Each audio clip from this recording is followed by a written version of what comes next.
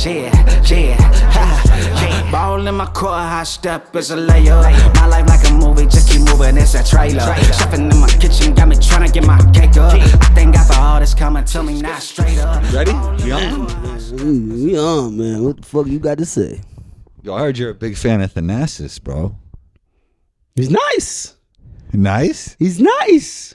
How'd you Look up his highlights, bro. People got to stop with Thanasis and say he's trash without looking up his highlights, like previous highlights before he got to the league. You know what I was thinking? Like I saw somebody on the Instagram story say, you know, there's a lot of people that deserve to be in the league over Thanasis. No, they don't. Because Thanasis brings value that a lot of others can't. Because he's Giannis's brother. 100%.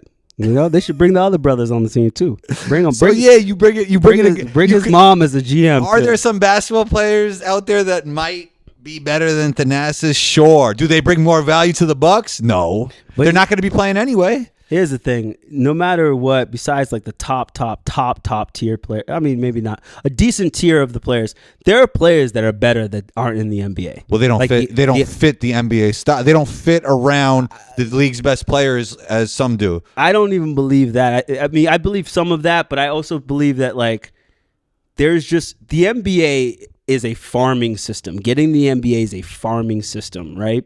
So much has to do with your age as well too. 100%. There are we talked about so this. many players that develop at a certain time. Like I didn't get to become my best player until I was 25, and I'm sure there's some dudes that like maybe weren't great in high school, weren't great in college, and then started playing pickup ball and became nasty. But now they're 27 and they could probably hoop, you know, in the NBA. You know, like a guy like. Late boomers. Absolutely. I would also say though, if you're like a guy like Frank Nitti, if he had gotten an opportunity, could have been an NBA player. But it's also his style. Can't be an NBA player now, but if he had gotten that opportunity at a younger age, absolutely, you know? Another thing is the type of player you are, because there's just so many more spots for, like, let's say a 6'8" guy who could slide his feet, run up and down the court and shoot threes. He might not be better than the 6'2" guy who's an absolute bucket getter and dead nice, because that 6'2" bucket getter doesn't fit around the league's best players, like the 6'8" guy that could run up and down and shoot threes. So there's just more spots for guys like that. Yeah. And that's just one example. Yeah, I mean, there's also guys that grow late, you know? Like, I mean, yeah. Like my brother went to college at 5'11" and graduated at 6'3". Yeah.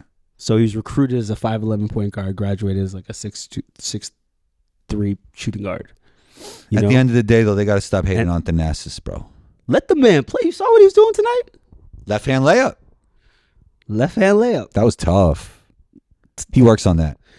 Man, he was picking up 98 feet, nigga. he was picking up a... He picks up when he's not in the game. He's playing defense from the sideline. I like Thanasis, man. Yo, anybody that gets clowned on that much, that gets that little minutes, but when he comes in the game, works as hard as he possibly can. Energy matters. What?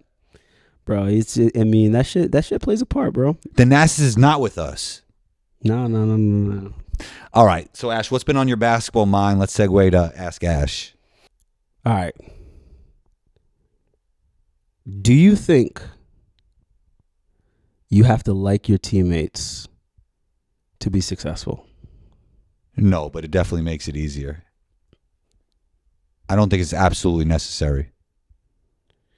It's interesting. I had a coach. He was, rest in peace. He's not alive anymore, but he was like on the extreme end of everything, like just super tough. You know, super tough coach. You motherfuckers don't have to like each other.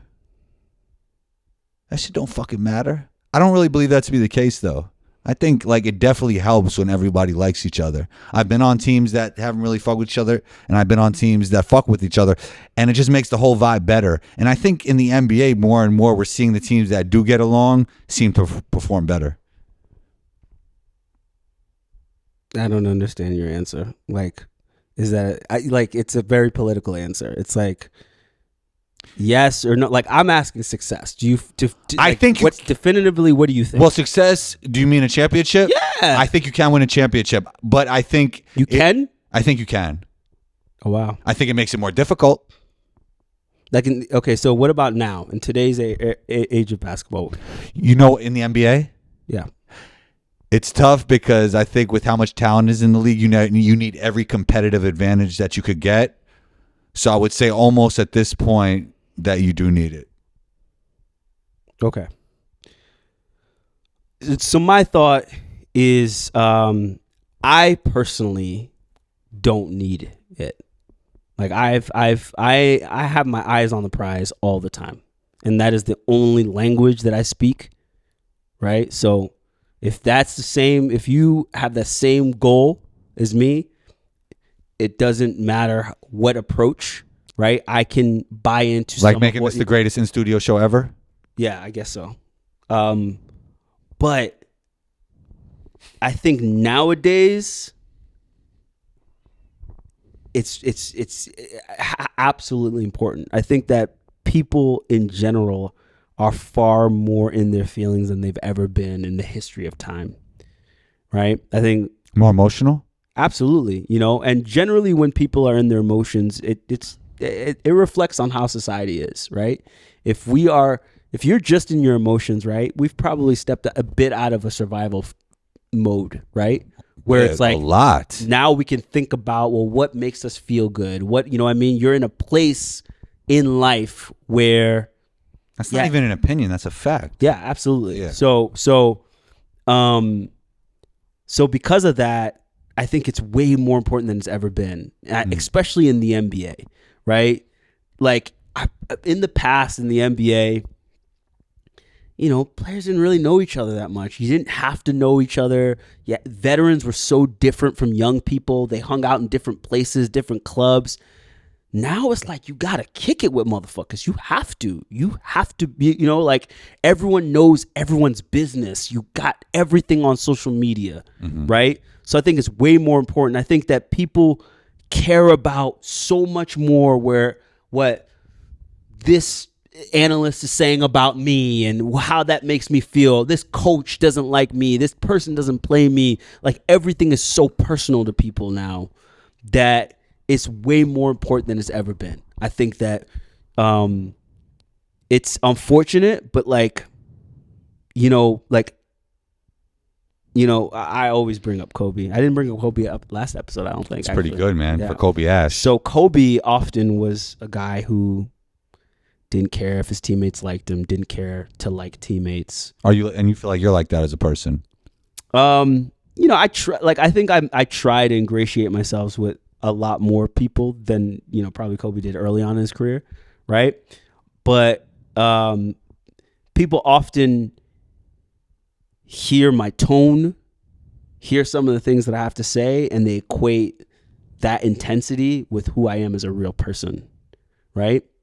I call people out for their bullshit, right? And often, a lot of times, people think that, like, if I call them out for their bullshit, like, I shouldn't get called out. I remember this one time, like, I was calling this guy out for not boxing out. His guy kept on getting rebounds. He's like, yo, he's not scoring. I was like, I thought you meant like bullshit, some real life shit, and you're talking about boxing out. What you mean? I thought you meant like some real life shit. Like, what do you mean? Like people on some bullshit, like not having effort on the basketball court. Not boxing out is not having effort. What are you talking about? No, what I'm saying is, like, I thought that you were saying that you call people out on their bullshit for some real life bullshit that somebody's doing in terms of the way they're treating you. Both. No, but I'm using the basketball court as an example. Gotcha. But okay. I call people out on everything. Gotcha. I mean, like we talked about the podcast. You know what I mean? You never call me out on some bullshit because I don't bullshit. No, I mean, I just call out what I feel needs to change. I don't ever talk bad about people. People hear my criticism and they think I'm talking bad about them. If you hear my words, I don't say you're an asshole, you're lazy, you shit, whatever. I say you got to box out. You got to work harder. You got to do this, right? Like those are things. And often when I do that to people, people get so offended personally. Emotions run high when people are playing basketball. I agree. You know what I mean? So, but what happens is when we stop playing basketball, those emotions translate off the court. and a lot of people don't fuck with me. You know? Yeah, Prime example, like the guy who was running the Equinox, what do you call it? You know, I'm not going to say his name. The group chat. That's my guy too. Yeah, it's your guy. Yeah. He didn't fuck with me. Yeah. He did not fuck with me off the court. Off of some on the court shit. I don't think I'm personally like that. Like if you do some bullshit on, Yeah. Actually, I've told people this before. Like, yo, not you. I'm like, yo, somebody in the gym. Like, yo, you're a really good person. I cannot play basketball with you though, bro. Like, you know, but I like you. You know, and even if I didn't like them, that wouldn't be the reason I didn't like them. Absolutely. Yeah. But that's happened to me a lot. That's fair. Right. So often when people don't like me, they don't want to win with me. They don't want to run with me. They don't want me, you know, they don't want to play for me. They don't want to play with me. They don't want me to succeed individually. Even when they're on the court with me. I listen to words very closely, and you said play for me. Do you think they feel like you're acting as if you're their superior when maybe they feel that they're equal? It's as maybe they should, since they're playing pickup basketball with you. No. I mean, when I say play for me, I just mean like I'm not the coach. I'm not the boss. I'm just saying you play for someone. You know what I mean? Like we all play for each other. I play for the fifth man on the team. Like if you play for Thanasis, I play for Thanasis. I play for so when it comes down to it, it's like we all play for each other. Like, I mean, just because I say those words doesn't mean like I feel a certain type of superiority over you. You know what I mean? Like at the end of the day, it's 5-on-5 for a reason.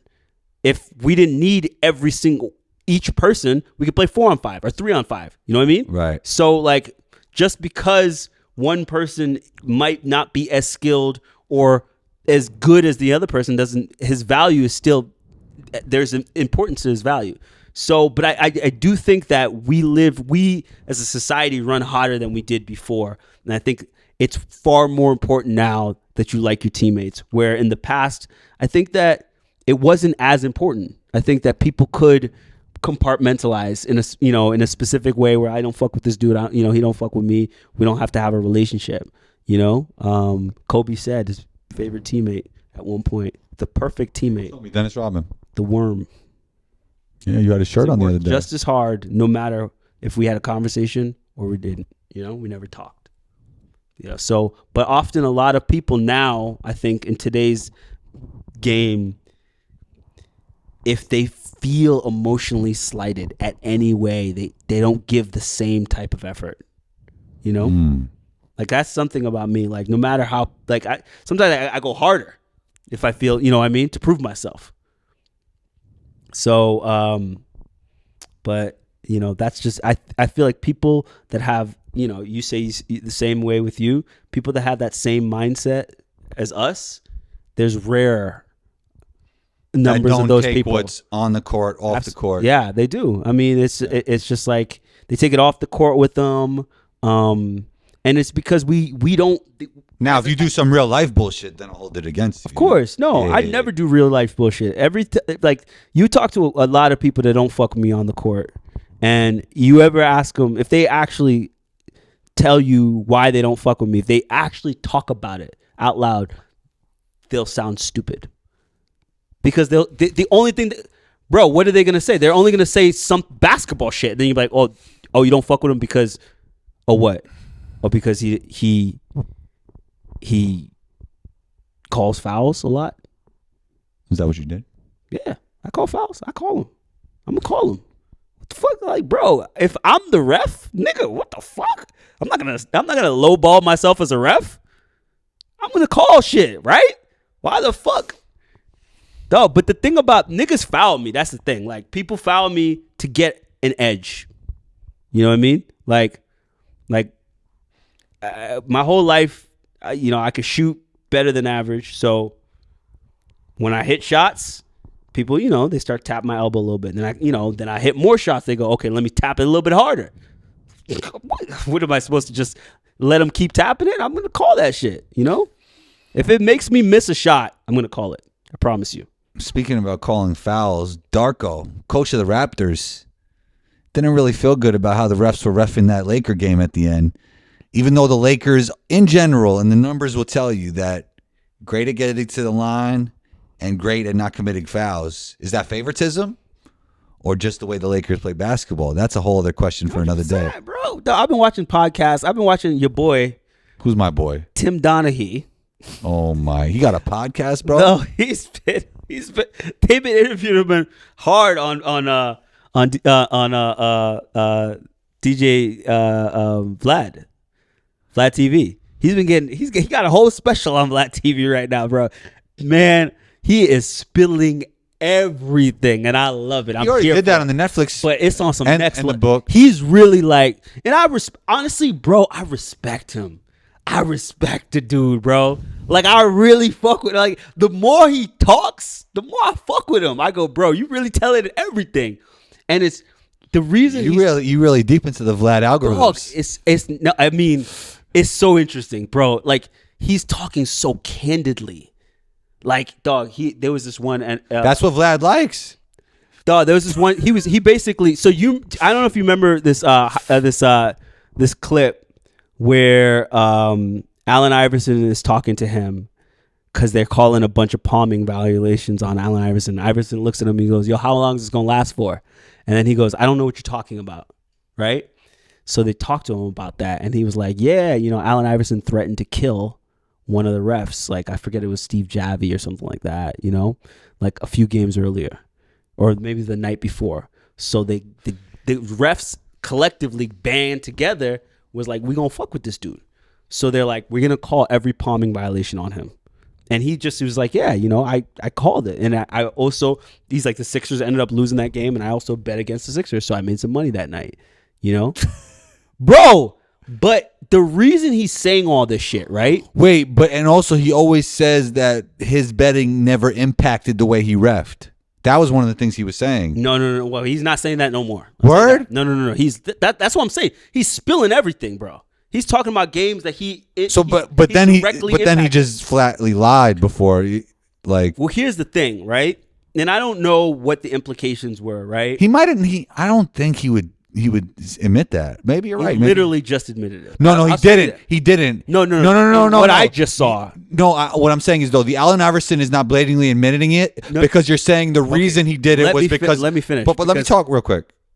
This is not even going to make any sense once I tell you. Okay. Literally, right? Because right after that, Vlad goes, "Oh, so you're admitting that you reffed games that directly went that you directly bet against to profit off of?" And he goes, "He did ref games, but he said he didn't change the way he ref." He said he changed the way he refed. He's like, "Yeah." He's like, and then Vlad goes, "Can you think of any other games?" He's like, "Well, yeah, there was." Then he said like 2 other games. Okay, because the reasoning for the one you said was because Allen Iverson threatened a ref's life. Yeah. So that was the reason. It was a byproduct that he happened to bet on that game. He didn't implicitly say, like, I was reffing it this way for this reason to win the money. Do you see what I'm saying? There's a difference. But he made those bets based off of the way he was going to ref. Okay, he didn't admit. He didn't admit that in the Netflix special. That's what I'm saying. Yeah. That's what he said. Or in the book, because I read the book. So he just said, he's like, I knew we were going to fuck with this player, so I bet against him. I want to know if you heard about this. Because at the end of the day, regardless of what he does, you never know how a team's going to shoot. That it's not, even if you come in like, I'm going to fucking right. I'm going to ref like so against this team. Some team could just be on fire. It doesn't even matter. So like, it's still not a sure bet every time. Yeah, I want to get to John Morant, but I wanted to ask if you heard this story about him. So he said that they used to have this bet: whoever called the first call had to get dinner for the other refs. So basically, they were just trying to hold their whistle until somebody. It was so blatant that you couldn't go without making that call. That's crazy. Yeah. No, that's funny. I didn't hear that, but one thing about him spilling, right, is it's just fucked up, right? And he's the only reason he's doing this, right? First of all, he's profiting off of it, right? But he's also being scared. Vlad pays them? Oh my God, absolutely. My goodness, man. I mean, I've had some. I think Vlad has certain people on retainer, like Boosie and people that come all the time. I've had some really nice guests. I never paid for a guest. Full transparency. Well, I mean, in the Let me knock on wood that I keep getting them, but no, but at the end of the day, like in journalism, you're not supposed to pay. yeah. So yeah, I mean, but, exactly. like, we live in a pay for play society now. You know what I mean? Because it's mutually beneficial usually for them to be on your show. I mean, yeah. Yeah. There's That's like, usually how it like goes. I think it was like Dateline or Hard Copy or whatever were one of the first people who pioneered paying people, right? Oh, So, really? yeah, I think it was like the 90s or something like that. So yeah, they weren't. That's why they were like, you know, not credible sources. But now it's a thing. Everybody gets paid. You know what I mean? You gotta. You know, Well, if you're doing a show together, then you should get paid. Like if you're actively have a show together, right?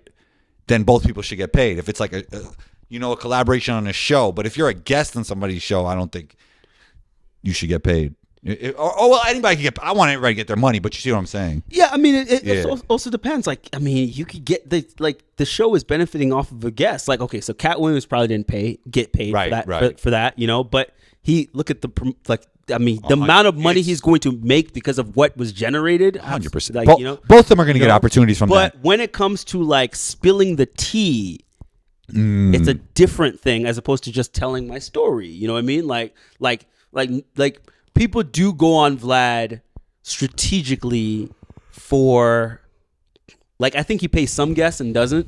Okay. Because Because there's some people really want to be who on. go on there like, oh, I got a media tour that I have to do, so I'm going to do Vlad TV because he gets a lot of views. I have an album I'm about to put out or a movie or whatever, you know what I mean, I'm about to do. So like, Yeah, especially if you're. but Yeah. he's getting random people that, like, he often gets people you haven't heard of in a long time.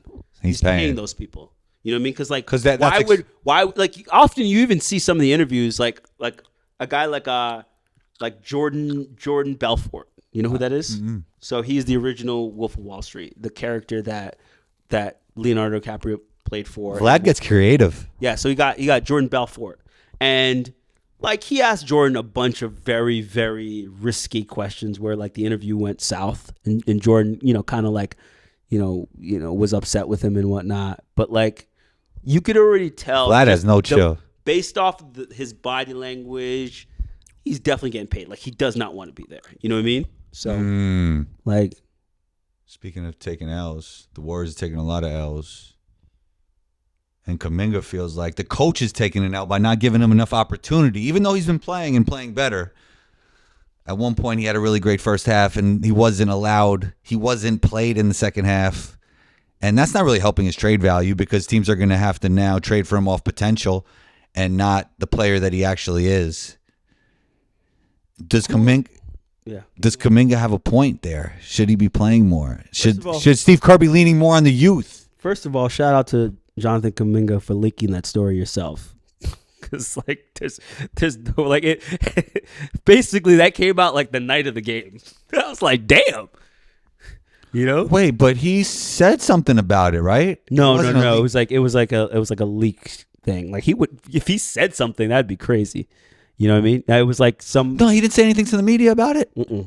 It was like I don't think the that'd be story crazy. the story was like, there are rumblings that Jonathan Kuminga. Oh, I think it was his agent complained, right? Was that it? Yeah, something. Or I don't know if it was even his agent. I don't even think that was even released. It was just like their sources are saying that Jonathan Kuminga's team or whatever. Okay. You know. So, what do I think about that? Man. So, in terms of his trade value, it's super, super, super high still, right? And Is it? absolutely, because Golden State. I wouldn't say super high. Yeah, it still is Because you want to know why? You don't know if he's going to hit that level of potential. it doesn't matter. Golden State doesn't want to trade him. Like they have executives that are like, I don't care what happens. We're not getting rid of. Where'd you get this information from? I mean, Zach Lowe said it. Woj just said it. They just have executives that are super, super high on him. Yeah, So I'm sure don't they do. they don't want to get rid of him, no matter what the circumstances are, right? For the most part. Not saying that they still won't. Yeah, like if because- they get an opportunity. But I think that the only way they would trade him is if because first of all, there's no one that except for obviously Steph, who they're not going to trade. There's no one on Golden State that anyone really wants except Kuminga. You know what I mean? Kuminga is their biggest trade piece right now, right? So every single time, Yeah, you know, with that's true. every single time with Golden State considering maybe making a move to try to get better, to have another championship run, they can't do anything because every time they go to any other team, they go, we want Kuminga. And they're like, damn, we don't want to get rid of him. Right? Pods might be a decent trade piece. He's good, that kid.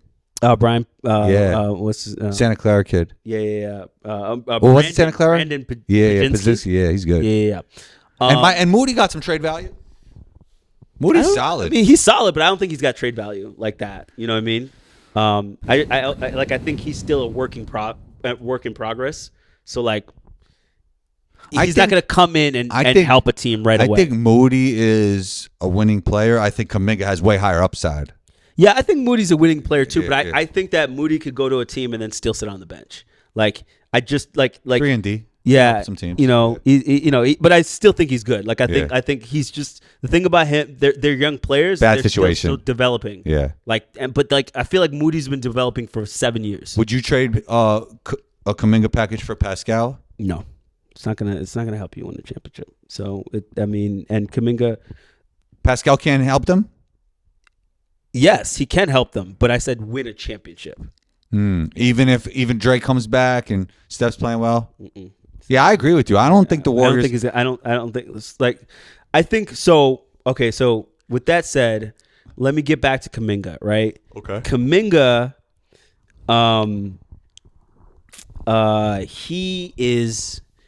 he's talented, right? Yeah. And he's got... Like, I think the biggest issue with Kuminga is that Steve Kerr has created a specific system for this team that has been successful for the last 8 years. And Kuminga is not that type of player. True. That's his biggest issue. And Pascal isn't either, by the way. Yeah, and Steve Kerr is really struggling with what to do because Kuminga is getting better and is justifying playing time, but for Kuminga to reach his full potential, it has to take away from Clay and Steph and what they do best. So I think Clay and Draymond, Steph's going to be Steph no matter what for the most part. At this point, I mean, even then, you got to take the ball out of Steph's hand. Like Kuminga needs the. But Steph is good like that anyway. But Kuminga is not a good off-ball passer. That's the true. thing. Yeah, You know yeah, what I mean? yeah. He's not a playmaker. Like Kuminga needs to develop to work in their system. But if Kuminga was given He needs a better opportunity, He's like a Jaylen Brown type role.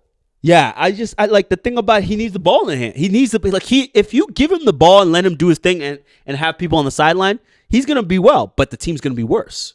So back to our argument before, elevate a guy. It can make the team worse, but making the team better, fitting a role, is going to make the team player worse. That's what LeBron does, makes teams better. But go ahead. But anyways, so that's the big issue with Kuminga, right? I like him. I wish he would get an opportunity, but I don't know. I mean, the problem is that they're squandering him. They're wasting his talents, but at the same time, they know he's going to be good. So, and they don't want to get rid of him because I think they are really in a tough situation where they're like, fam, it might be over. It is over. I know, but like they're looking at the mirror and be like, what the fuck are we going to do with Steph? Steph is still fucking great. Like, what the fuck are we supposed to do? By the way, what's not being talked about is Steph is still great, but there's a slight decline right now. Well, okay. I will judge Steph on a decline when like he's in a good situation and he's still playing bad. He's in an awful situation. Like one could argue that he was in a perfect situation for his whole career, while others might have not been. Oh, I agree with that. You know what I mean? I agree with that. Yeah. But he's in a very, very bad. This is his first 35 games in an awful situation. Like even just the fact that like it's bad. Your situation. second best player has missed half the games because of suspension. Like, also, literally, they don't have a starting lineup. Like, I don't know. I don't know if it's a record, but it's like Steve Kerr has made the most in-game adjustments in terms of like this person starts in the first half of the game, this person starts in the second half of the game. Like the Lakers are having that issue, but it's a little bit different. It is like they don't like think about this, bro. Right? Think about this, right? Who the fuck is their starting lineup? Can you name me their starting lineup right now? I think it's Steph, Looney. No, I don't know, to be honest. Exactly. So first of all, you got to have Steph out there. Obviously, you got to have Clay out there. So you're gonna have those two guys. Wiggins right? has been starting. So now you got three. Wiggins has been starting. You have three other positions, right? Mm-hmm. You got to have a big out there. So you're gonna put either Looney. Yeah, and then they have this young. And then they have Davis, right? Jackson Davis. Jackson Davis. Yeah. Jackson Davis, right? So either one of those. And Wiggins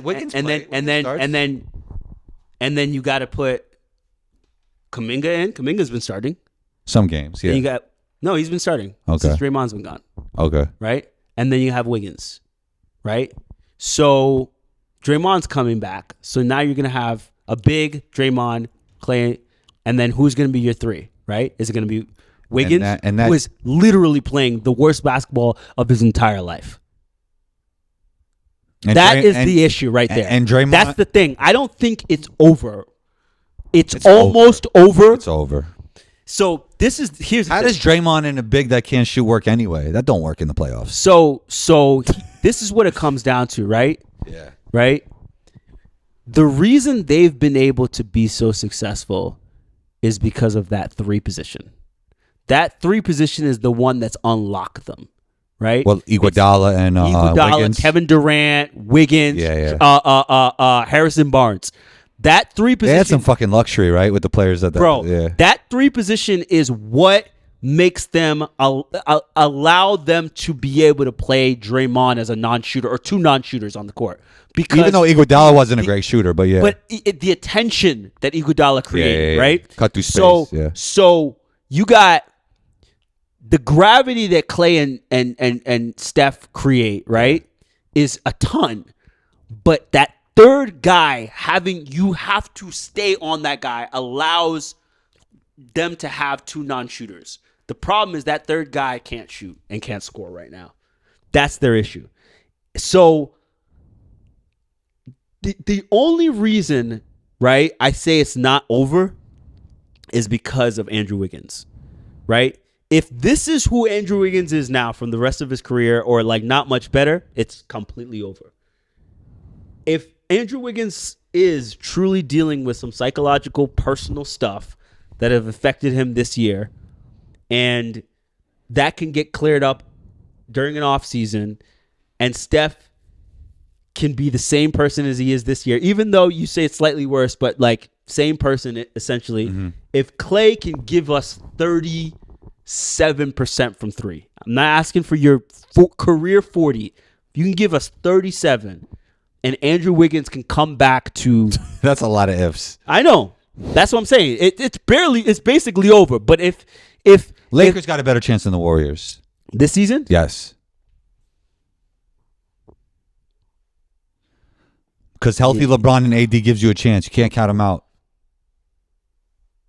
Yeah, probably. Man, Warriors, man. But the Warriors don't have a physical issue. They have a psychological issue. They're just, Warriors. There's some decline with Dre and Clay, and then Wiggins not playing well, even though he's. Dre's actually playing great this season. He's put up his best offensive numbers, and his defense. He's shooting the three. He's shooting the three a little bit better, but he's still not prime Dre defensively. He's scoring. What? He's scoring. I understand. He's shooting it better, but he's still not overall impact as good as prime Dre. Well, I think that.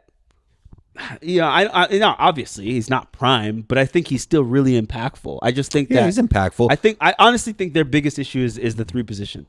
They need to get. And Clay not being Clay is that's Clay, that is hurting. But Clay wasn't really Clay. When they won the championship 2 years ago too. So like You know, he was The Wiggins that- thing. There's just too many things, bro. There's a lot of things. I'm not saying that they're gonna win. I think it's almost over. I'm saying OKC has a I'm way saying better. They're OKC, hinging. OKC they're has a hinging- better chance to win it all. Of course they do. Yeah. Yeah. I'm saying their hinge is on what Andrew Wiggins can bring, which is it looks like he's done. SGA or Tatum?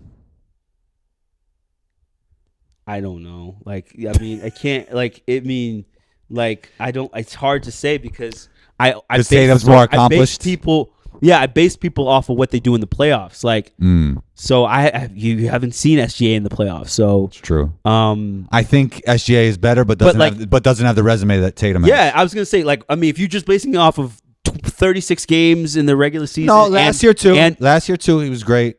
yeah, but last year he wasn't better than Tatum. But if you're basing it off 36 games in the regular season and you also basing it off what he did in, FIBA basketball, yeah, you're going to say SGA is a better player right now. He is. But, playoffs is a whole different type of animal, bro. Like, When you watch them play, who do you feel like has more heart just from watching them? heart. Because they're both super skillful. And I personally like the way SGA plays the game better, but I also feel that he has that it factor. You can't say that, bro. The dude hasn't been tested.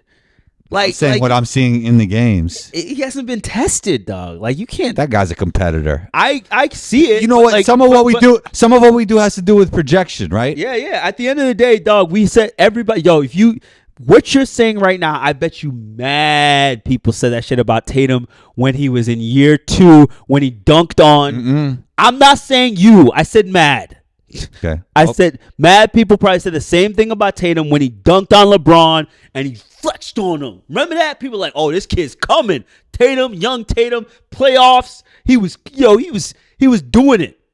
Everyone said the same thing about Tatum. And like now he's faced a certain level of adversity, right?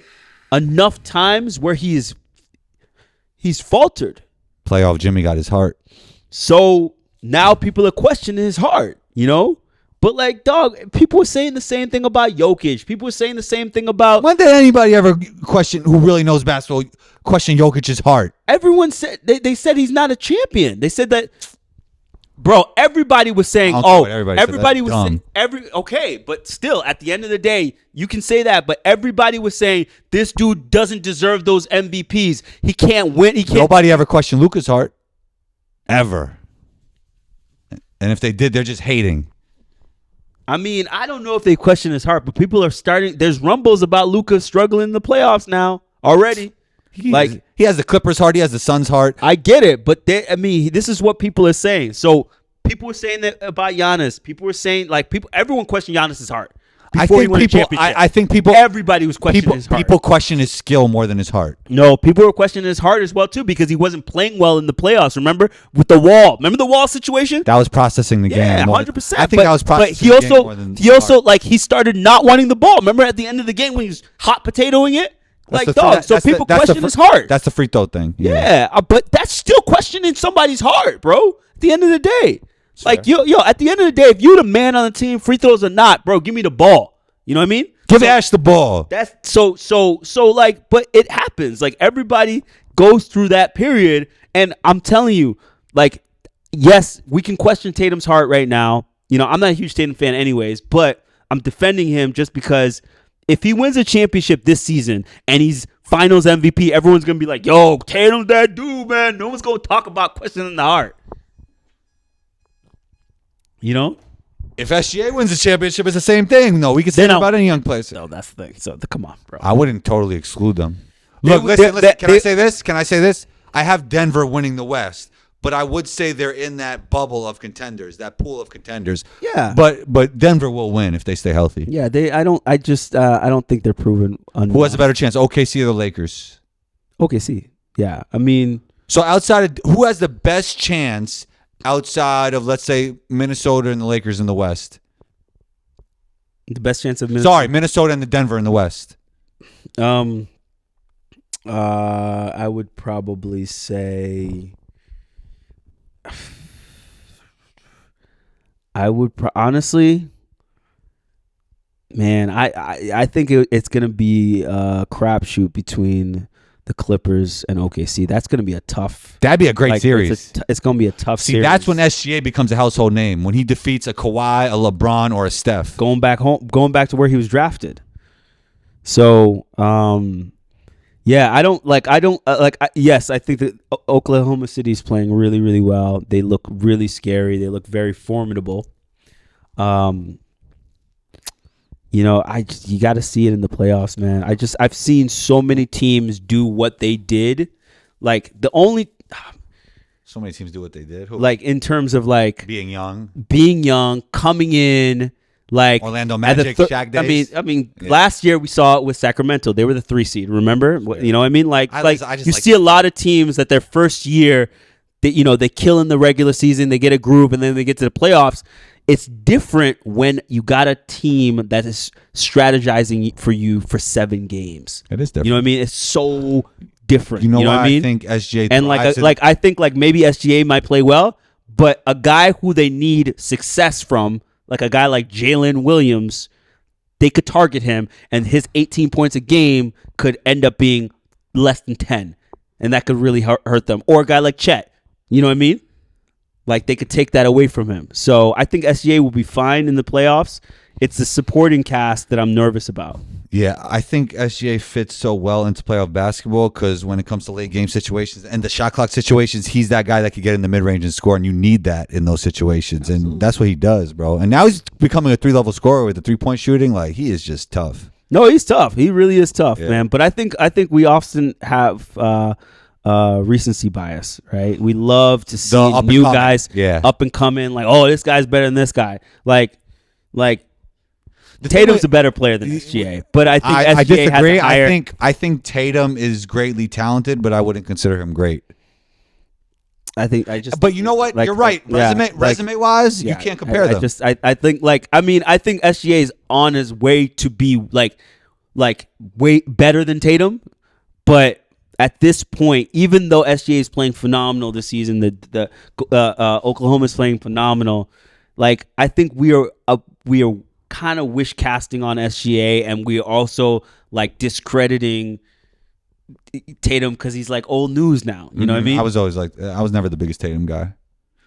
I thought Brown. I'm not even a Tatum fan. I always thought Brown was better than Tatum. Right? I thought it was a lot closer than people thought. I thought Brown was better than Tatum. I liked Brown better than Tatum. I think Tatum he's got a very his game Paul George type game. His game was born out of a skill development lab. That's what he plays. That's how Paul George's game. Paul George is a way better passer, way more feel, way more vision. So who's better, Paul George or Tatum? Paul George is better than Tatum. Then how come every single Tatum's more in his prime now than Paul George is. Okay, so who's better? Paul George. Okay, so how come every single person who gets paid statistically to put the best players in the NBA has ranked Tatum better than Paul George the last 3 seasons? You think you think those people who make those decisions are never wrong? I'm not saying that. I didn't say that they're right or wrong. I'm saying why. Bus. We talk about bus. I'm just saying why. Why is that the metric on not just ESPN's ranking, FS Sports ranking, every single ranking in the history of any NBA right now? I promise you, if you Google it, Jason Tatum for the last 3 seasons has been above Paul George. Why do you think that? Because he's more in his prime now. So you think every single one of those outlets is wrong, and you're right? I'm always right. No. I'm actually speaking. What you're talking about? Yeah. People would. If you Google right now, I'm going to say it to you slowly. It's fair to rank Tatum right now better than Paul George right now. I think that's fair. But the last 3 years, he's been ranked higher than him. I think he's been in his prime for that long. Like this is Tatum's prime, bro. I think I like. Okay, so that. I think I like OKC Paul George and Indiana Paul George better than Tatum right now. Okay, but that's not what I asked you. Right now, Tatum is. I can't even say he's better. I can't. I'm sorry.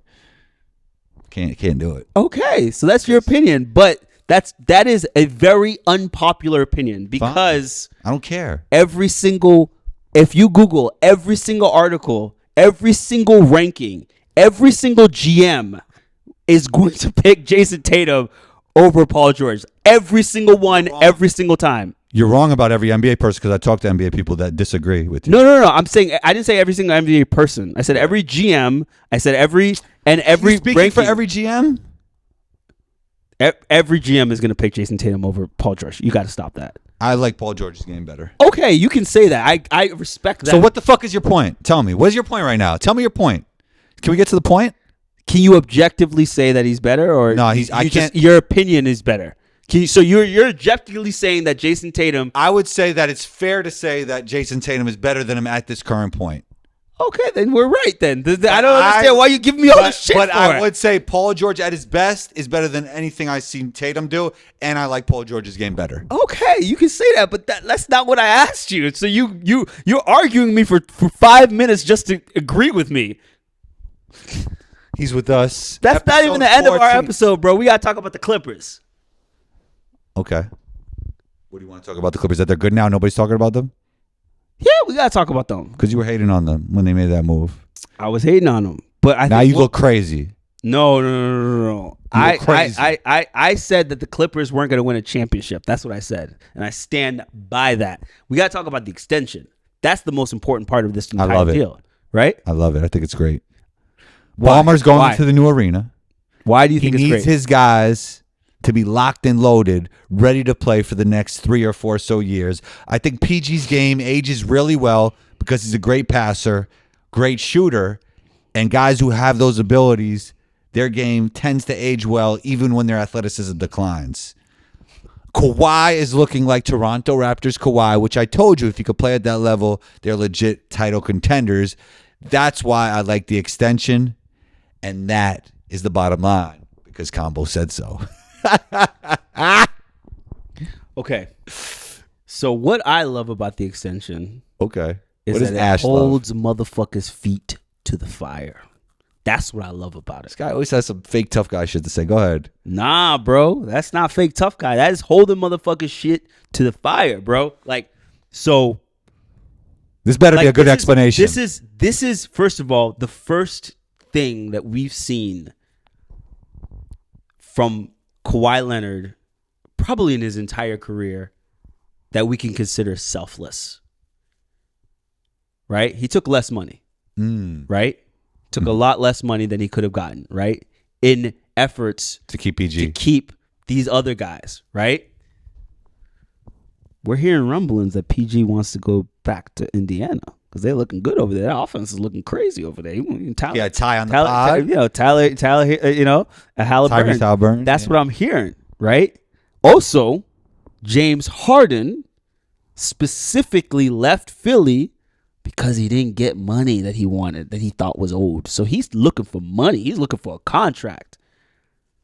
Are y'all going to sacrifice money to win? Because, like, that's what I'm most excited about with this extension. Because here's what it comes down to, right? You don't think they're in the group chat figuring this out together? It doesn't matter at the end of the day, bro. Yo, if they lose this year, which they're gonna lose.